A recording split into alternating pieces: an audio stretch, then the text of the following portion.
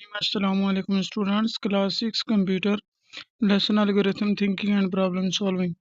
असल है आपका designer set of step by step instructions, यानी कि आपने स्टेप बाय स्टेप इंस्ट्रक्शंस का सेट डिज़ाइन करना है टू सोल्व अ प्रॉब्लम। किसी भी प्रॉब्लम को सोल्व करने के लिए स्टेप बाय स्टेप इंस्ट्रक्शंस का सेट डिज़ाइन करना है by giving direction using specific set of words, specific words को यूज़ करते हुए थ्रू लॉजिक एंड रीजनिंग, किसी खास लॉजिक या रीजन के मुताबिक, यानी कि आपने प्रॉब्लम को सोल्व करने के लिए set of instructions step by step बनाने।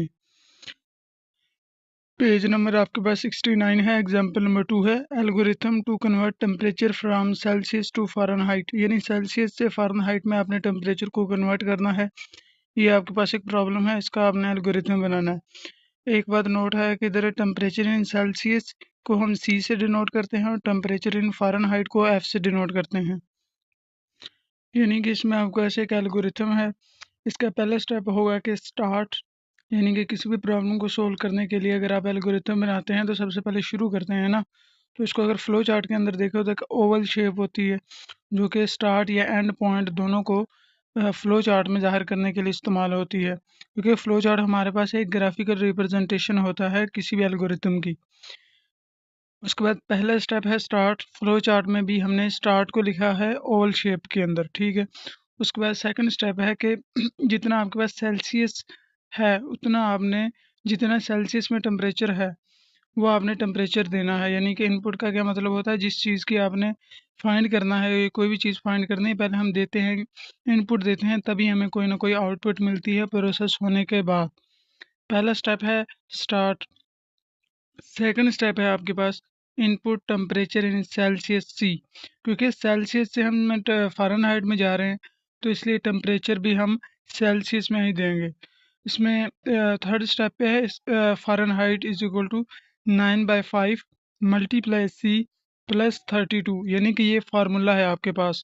ये जो एफ लिखा है और आगे लिखा है 9/5 मल्टीप्लाई बाई सी प्लस 32, ये आपके पास सेल्सियस से फ़ारेनहाइट में कन्वर्ट करने के लिए टेम्परेचर को एक प्रॉपर फार्मूला है आपके पास, ठीक है।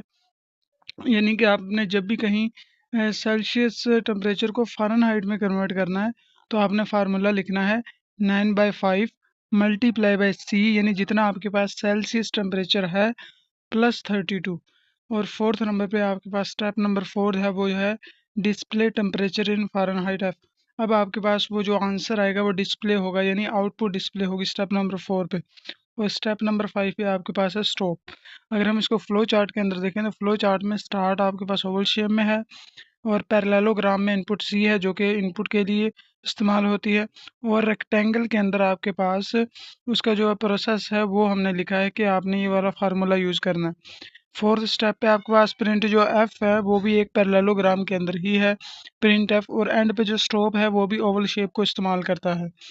और ये 3.6 यानी कि फिगर है आपके पास एल्गोरिथम टू कन्वर्ट टेम्परेचर। और ये आज का आपका लेक्चर है, इसमें एल्गोरिथम पढ़ा हमने, एल्गोरिथम के किस तरह यानी कि convert temperature from Celsius to Fahrenheit, एक एल्गोरिथम बनाया कि सेल्सियस को फ़ारेनहाइट में किस तरह कन्वर्ट करते हैं।